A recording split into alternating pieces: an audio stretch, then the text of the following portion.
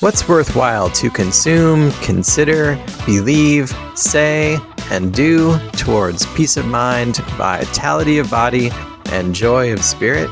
I'm Ramsey Zimmerman. Here's some more healthy living motivation and discussion.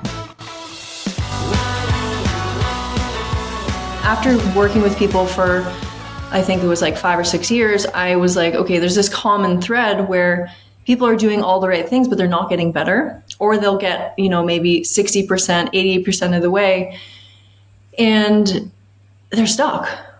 This is where our nervous system and our mindset are so huge in a healing. Not even just in healing, and also in career or relationships or just like your purpose in life.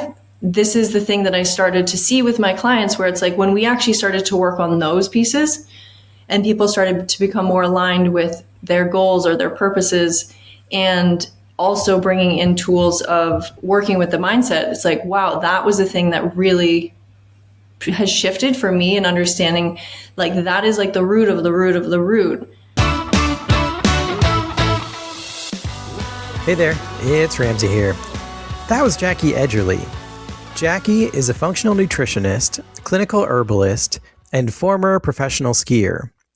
She has many years' experience working directly with clients to improve their health, and has found that when doing all the right things doesn't move the needle, there are mental and emotional paradigms in play. I've heard and spoken about mindset many times, but Jacqui is focused on an approach called Neurolinguistic programming, or NLP. I'll let Jacqui give you the technical definition of NLP during the discussion. But so far as I now understand it, NLP is a way to use how we think and what we say to communicate and accomplish the things that we want and need. Jacqui works with her clients to go back earlier in their lives and identify when and how they established deep beliefs about themselves and their health, in order to empower them to establish new patterns and understandings. If you feel stuck in some ways that you feel are not serving you, listen on to learn all about NLP. Hey, Jacqui, how are you doing today? I am doing well. Thank you. Thank you so much for having me here. Yes, absolutely. Glad that you could come and talk. When we first met and first started talking, you were telling me about Neurolinguistic programming, NLP, and that's something that I've had heard of, but really didn't have a lot of experience with. And so looking forward to kind of talking about that and learning more all about that. But first, why don't we take a minute or two, if you could give us some more background first. How did you sort of get into this whole health space? Because I think you had a career before that as like a performer and an athlete. Is that right? Yeah, so I grew up in Colorado, and I was just born into the mountains. So naturally, I was just into skiing and into all things, outdoor adventure. And and then it led to me becoming a professional big mountain skier. So I traveled all around the world and skied from, Chile to Alaska to France, all over the place, whether it was competing or filming or shooting photos. And I did that for quite a while, maybe 7-10 years. And then I just got to this place where I wasn't feeling very good, and I was really exhausted by the travel. I mean, I loved it. We did a lot of back-to-back winters, so I didn't do a lot of summertime. And I got to this place where the travel just was catching up with me, and my health just started to, I just didn't, feel that great. And, you're eating out a lot, and we were partying hard, and just everything that goes in with sort of being traveling around the world, and there's always events and things like that. And I just had this deeper knowing that there was something sort of else. And I always kind of was it felt really fun and inspiring to be a skier. And I was like, okay, this is great because I can influence the kids and the youth to be active and get outside, which I think is so important. But I had this deeper knowing inside that I had always wanted to study plant medicine. I grew up in a family of gardeners, and my mom, we were born and raised by a river. There was a spring there, and we were always in the garden, my sister and I. And so I had this like deep love and connection to nature and to gardening, and the skiing thing it kind of like pulled me away from that. So in the summer, sometimes I'd work as a landscaper and a gardener, but I got to this point in my skiing where I just was feeling a little bit unfulfilling. And then my health was declining. I had a lot of gut issues. I had skin stuff. My cycles were really irregular. And I just kind of like bit the bullet and went to herbal medicine school, because I was like, I know that there's something bigger for me. So that's kind of how and like where I switched into like the healing space. It was like a combination of my symptoms and also like this deeper knowing. Yeah, no, that's great. You were able to sort of follow what you had from an early age and figure that out. Once you sort of got to school and were learning about the herbal medicines and things, did you consider yourself to be your first client and your first patient? And what was that like, getting onto a healing path yourself? Yeah, totally. So exactly, right? We all kind of get into it usually because there's something going on with us, right? And for me, it was like the symptoms I just stated. And at the time too, I had also started doing aerial dance. So I grew up dancing and performing, and there was just a lot going on as far as like, I was putting a lot of pressure on my body, and I started to sort of feel the effects of that. And so when I went to herbal medicine school in Boulder and then in Oregon, it was like this whole sort of realization of, I knew that there was like magic, right? I knew that there was something deeper than the conventional medicine world. And because what happened is I had this really sharp gut pain, like in my lower right gut. And it was like it felt like a knife was stabbing me. And so I had gone and got ultrasounds and gone to doctors, and it's the classic thing, like, you're normal. But I was like, well, I'm not normal. This is really uncomfortable. And so it was really helpful and grounding to go to a school where it was like, no, that's a clue and an insight and a message from your body that something's out of balance. And so it was really fun to finally be in a space, in a community where this open-minded thinking and this connection to the earth and understanding, stress and the nervous system, it was like just this doorway had finally opened where I felt not only inspired to learn more, but also this sense of belonging. Sometimes in the ski industry, I felt a little bit like an outsider, because I was like, I love the plants and I love, it's not, I wasn't so into the bro side of the skiing. Well, it can be fun, but it was not like my deepest truth. Like, I love the natural, organic, connected to nature kind of vibe. And so when I went to herbal school, it was like it just felt really like I had this sense of belonging, if that makes sense. Yeah, no, 100%. You sort of found your people and found sort of where and what you needed to be connected into. Look, we all deal with stress. Stress is not the problem. The problem is that our body's innate stress response is built for physical challenges instead of the mostly mental, emotional, and virtual stresses that we face today. In my book, Stress Response, you'll learn to manage your response to stress in order to reduce anxiety, avoid burnout, and find calm and steady focus. The ebook is available on Amazon and only 99 cents for a limited time. After you download, please don't forget to leave an honest review and rating so that others will find it too. But then it's always like, I always think, all right, so if all of these answers are so simple, and if it's just, we eat the right foods and we do the right exercises and activities, and they can solve all of our problems, then why don't the pounds just melt off? And why does our trouble sleeping not just go away? I mean, yeah, we can find the magic, and the magic is there.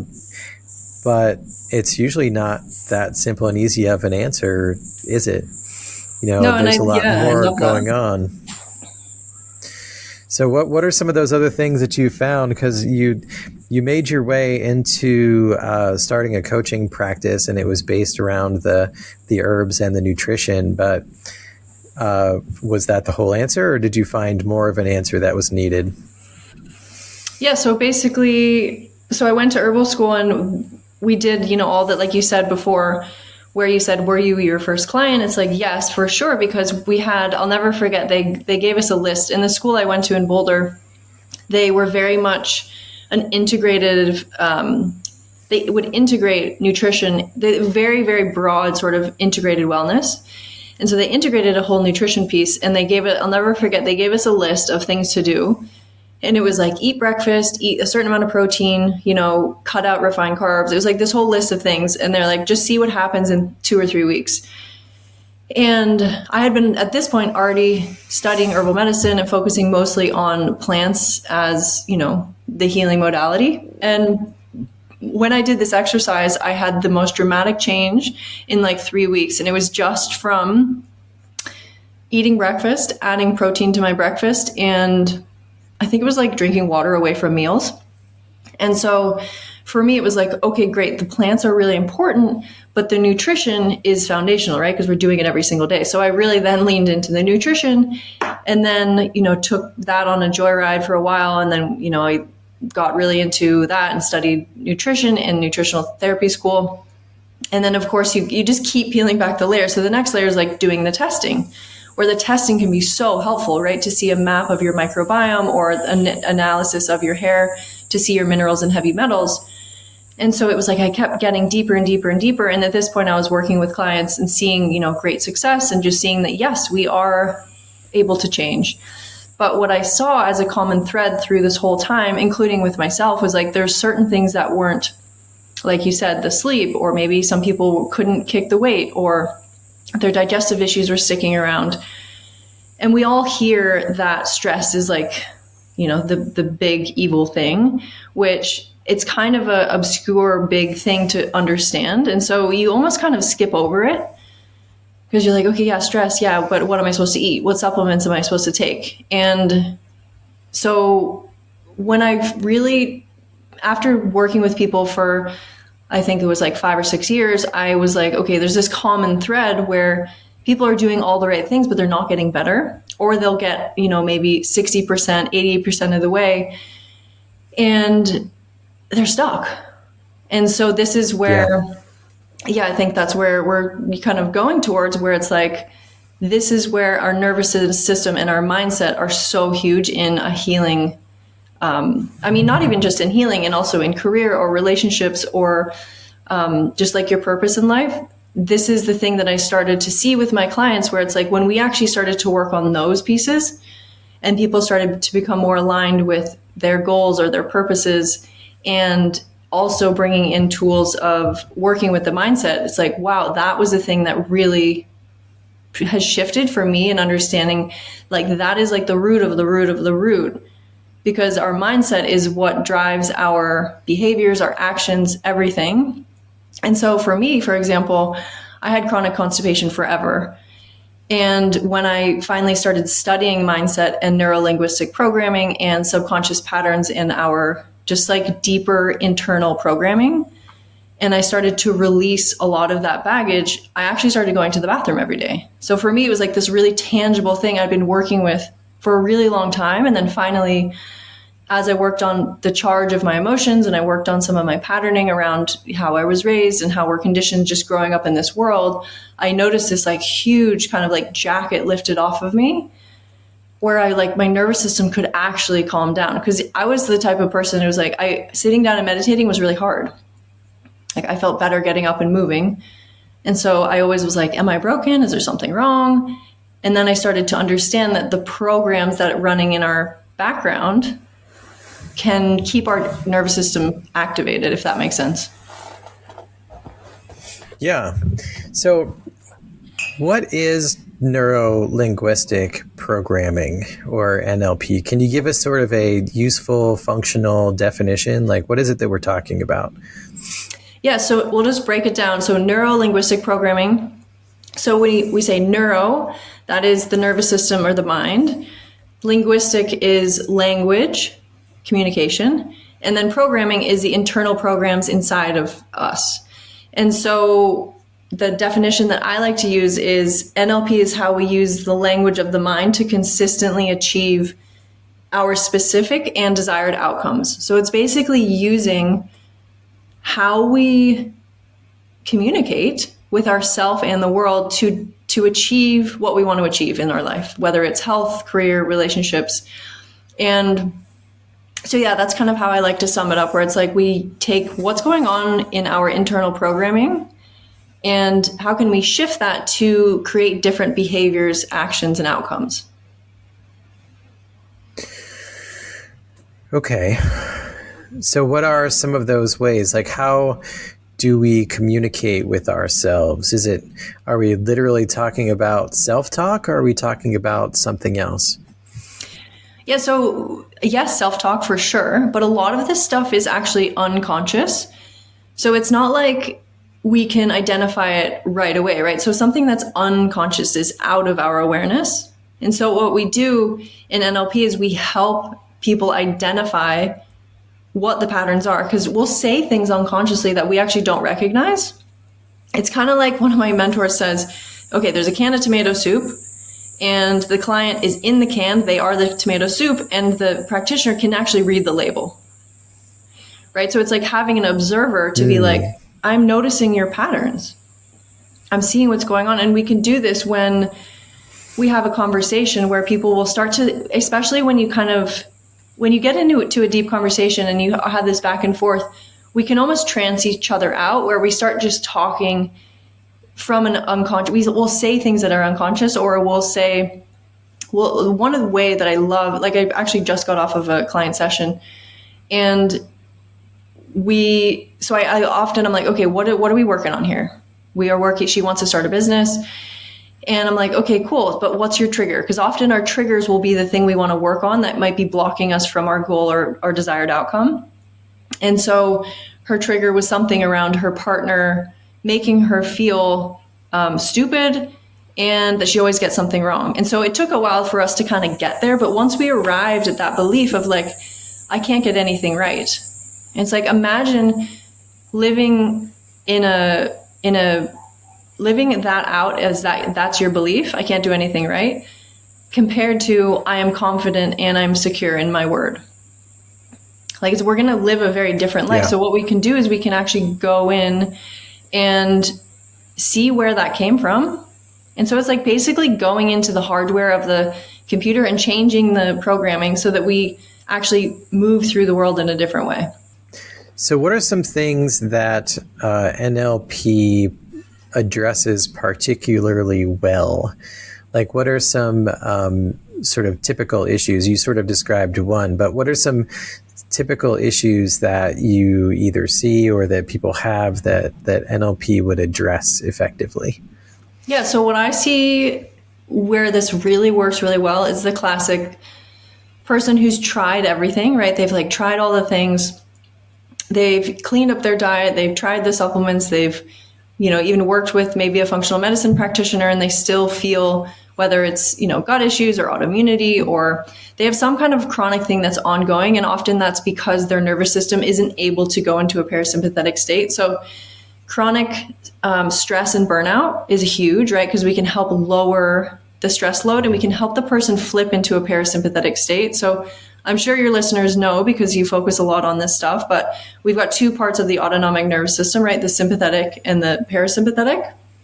And we can't necessarily heal if we're stuck in a fight or flight sympathetic mode. So we want to help the person get into the parasympathetic state. And we can do that through calming down the programming to make the person feel safe. And that's the biggest thing, right, that our subconscious does, is it helps us, it protects us and keeps us safe. So when we do this work, we actually help the body feel safe enough to move through and actually access that parasympathetic state. So I'm thinking, chronic health issues, chronic stress or burnout. If someone is an overthinker, I find this can be really helpful because it can help people understand their thoughts. So overthinking, if you're struggling with anxiety, if you're feeling really stuck or indecisive or flat in your life, like you don't know which way to go, I find it's really helpful because what NLP does that I love so much is we focus on the person as the guide. So we help them get into a state of relaxation where they actually have the answers. So if someone's really stuck in their life or they want to pivot, whether it's in a relationship, career, or maybe they want to move somewhere new, we can help them tap into what is the next step. Because it's really hard to think clearly if we're stuck in a sympathetic state. So it helps people feeling stuck or indecisive. It also helps with repeating patterns. So if anyone listening has a pattern that like, oh, I keep doing that, or the classic phrase is when someone says, why does this always happen to me?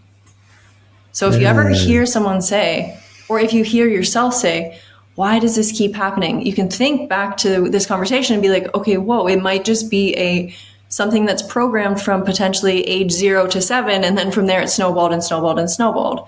So yeah, look out for that phrase of why is this always happening for me? And then I think the biggest thing too is if people, like for me, for example, I have addiction in my family. And so where this kind of came full circle for me was when I moved to Australia. I felt really alone and isolated and just kind of like my whole world got shook up, which was the best thing ever because it really made me do some deeper work.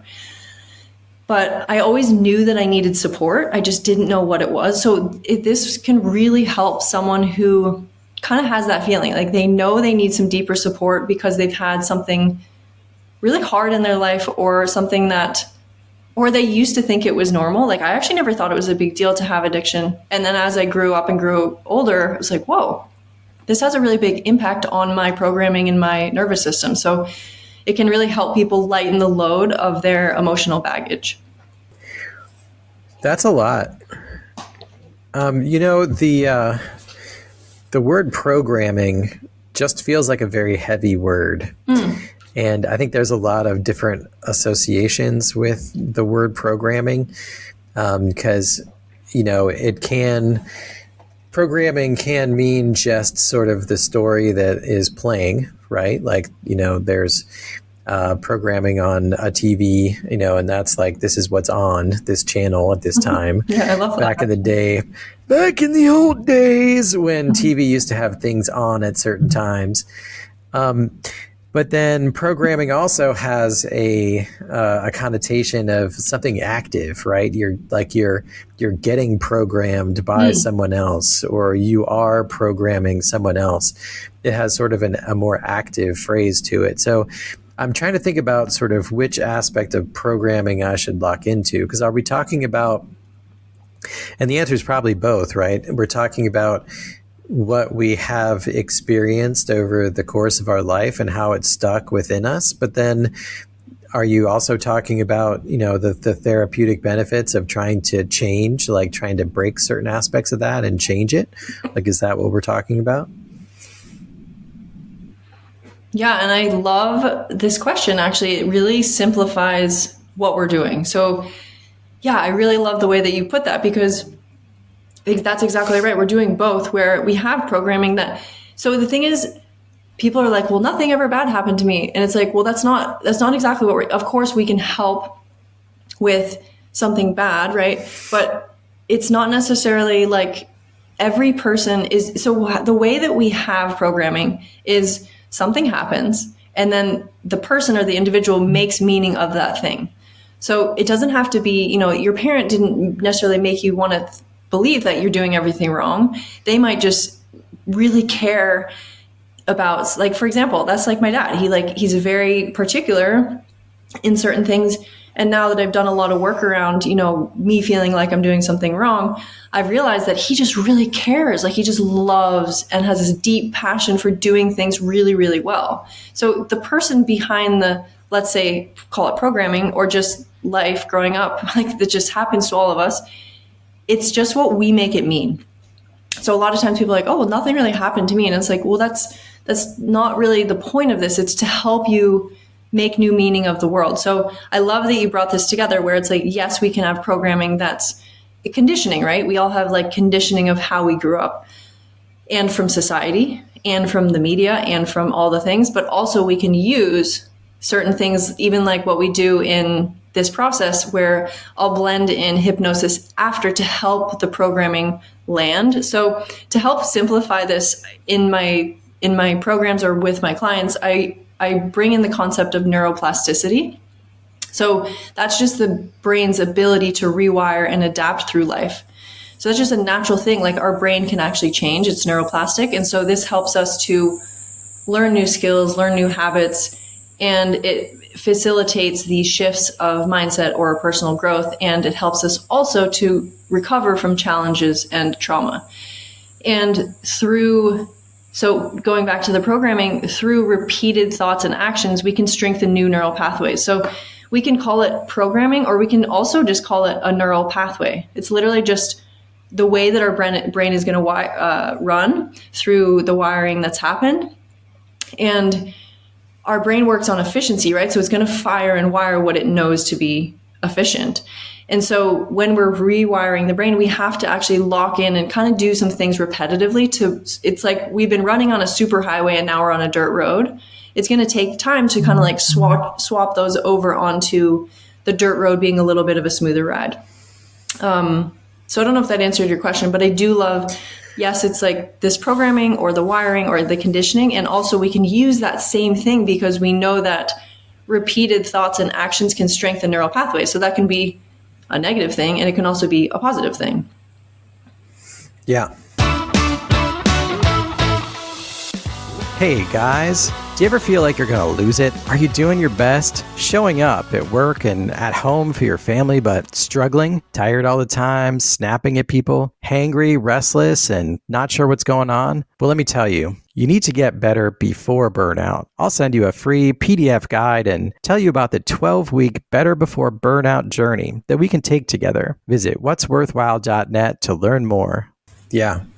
Well, and of course, the other definition or connotation of programming is like with a computer, you're programming a computer using software. And if we think of our brain as the hardware, and we think of all of our experiences that we go through life as writing, new bits of code in our minds, then it's the familiar actions, the things that we do over and over again, the perceptions that we have. We develop kind of a shorthand, don't we, in terms of, our brain wants to interpret things in a familiar way. And we also want to sort of focus on the things that we want to focus on and not focus on everything all at once. And so our minds just sort of build that superhighway over time based on its experience and what it sees and what it learns. And it makes perfect sense to me that if you are going to try to build a new path, a new road, it's going to take some time. It's going to take some effort. It's going to take some input, and that's going to take some repetition. So what are some of the ways that you work with clients in order to, build those new pathways, to work with them to see the world and experience the world differently and presumably more productively? What are some of those modalities, if you will?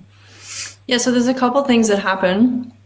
One really important one is called basically evidence. So we want to help the brain understand. So we'll go back a second. So it's normal for us to be afraid of change, right? Because it's different.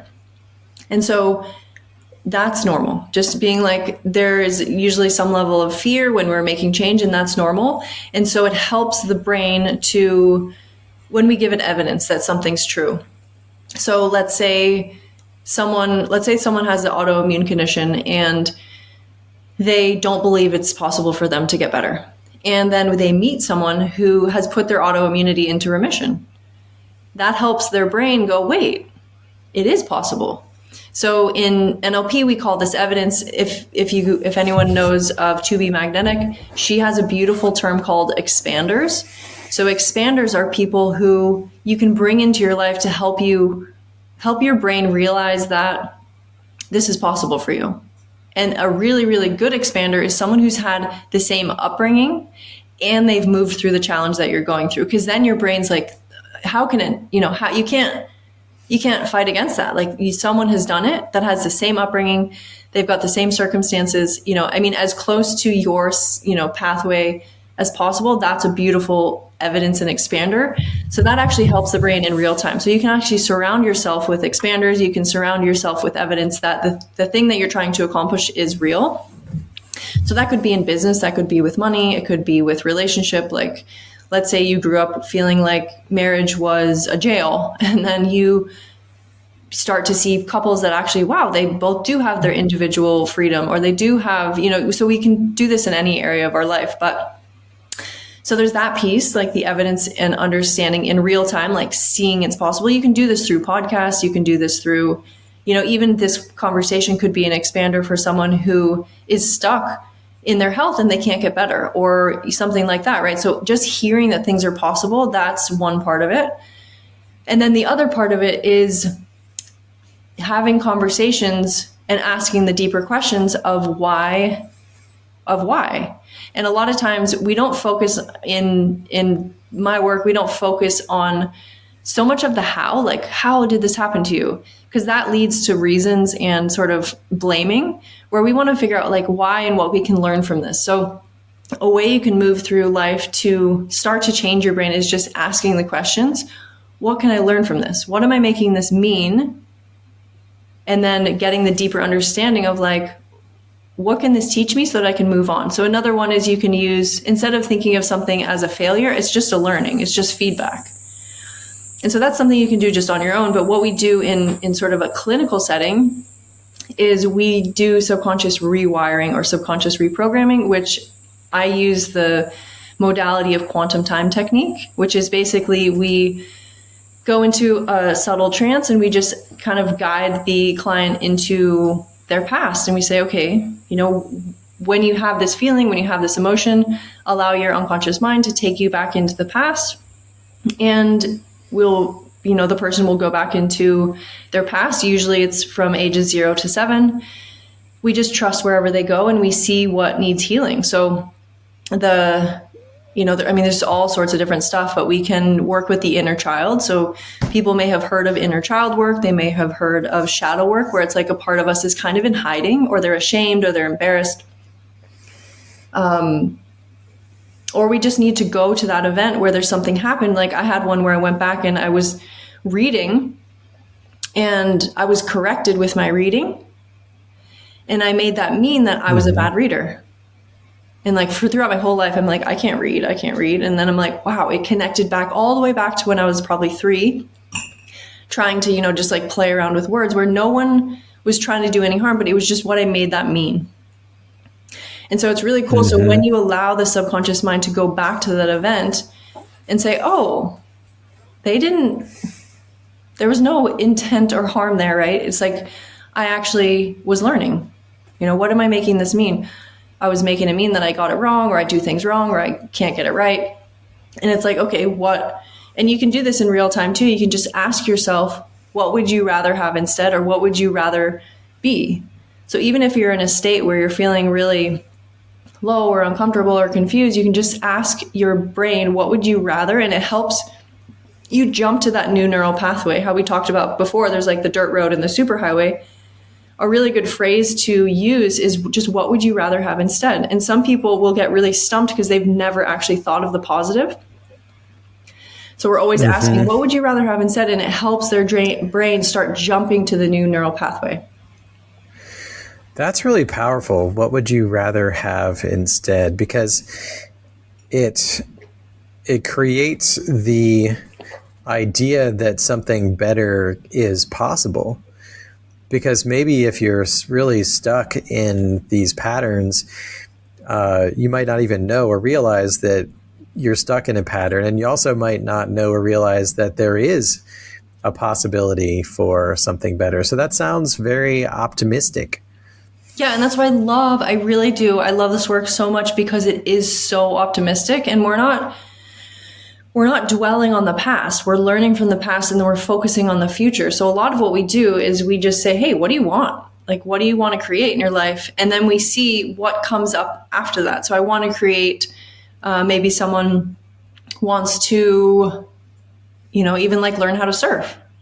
And then they're like, and they have all these excuses. So then we work on the excuses. Why do you think that about yourself? Why do you think that you're not athletic? Why do you think that you don't have time? Why do we can start to sort of break up all the excuses, because those are usually just the internal program that's keeping us safe, right? Which it is in some sense, but also, maybe someone wants to start a practice as a, coach, and they're like, well, no, I don't have, I'm not good with managing my own time. It's like, well, wait, okay, is that true? Is that 100% true all the time? Or maybe it's like, oh, I don't have, I'm not capable. That's a really, really, really big one. It's like, that's like one of the root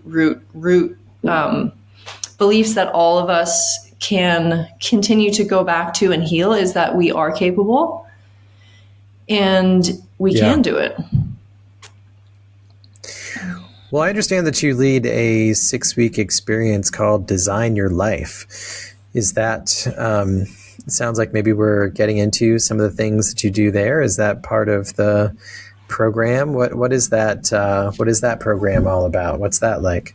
Yeah. So basically I've been doing this sort of, integrating the mindset into my work for the last couple of years. And I just finally kind of landed on just a smooth process to really walk people through step by step. And so the unblocking and the clearing, that's actually kind of the fourth piece of what's standing in the way. And what the whole process is basically, so design your life, right? Like, how do you actually want to live? What do you want this life to be? What would you do if anything was possible? And this work, it unfolds in layers. So it's like people can get overwhelmed when I share the framework, but I want to just invite you to know that it just unfolds in layers and that we don't have to figure everything out at once. And the beautiful thing about this work is the more that we just lean into the resistance, the faster everything happens. So it's really cool, right? Because like people will run away from the resistance, but the more we lean into the fear and the guilt and the shame and the discomfort, it actually happens, and we'll get what we want faster. And so basically there's 6 pillars. The first one is to pause. So this is in any holistic health space, right? This is the most important piece. We need to pause and create awareness of what's happening. So this is dropping us into that rest and digest, calm state, right? Because we actually think clearer.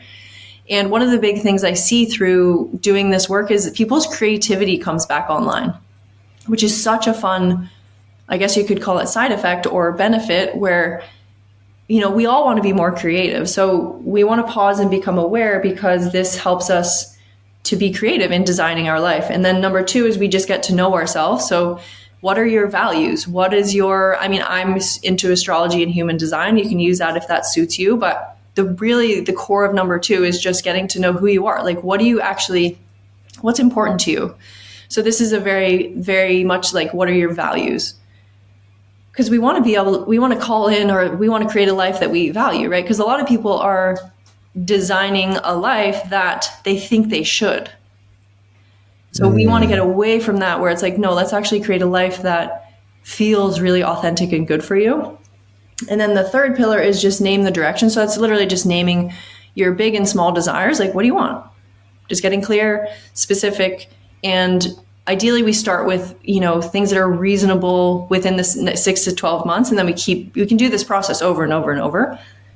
So we just name our direction, and then we clear what's been standing in the way. So that's what we just spoke about. Like, okay, getting expanders, getting evidence, doing the deeper work of the subconscious reprogramming, where we start to go back and be like, hey, where did this come from?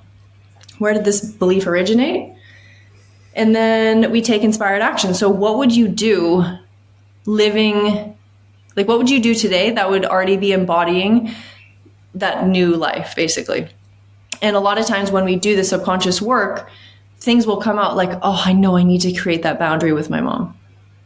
Or, oh, I know I need to call that person for the interview. Or there's always some sort of thing you deeper down, you're like, ooh, if I did that thing, I'd be just that much closer to, living the life that I want.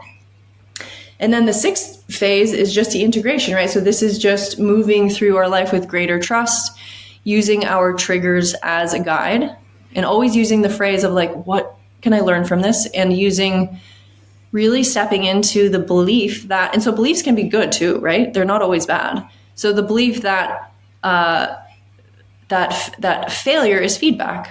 You're just learning.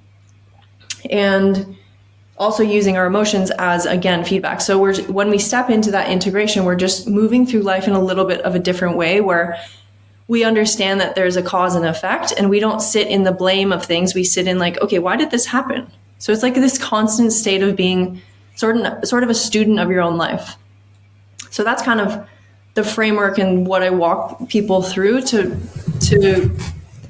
create this, next step of what people are wanting to step into, whether it's health, career, financial, relationship.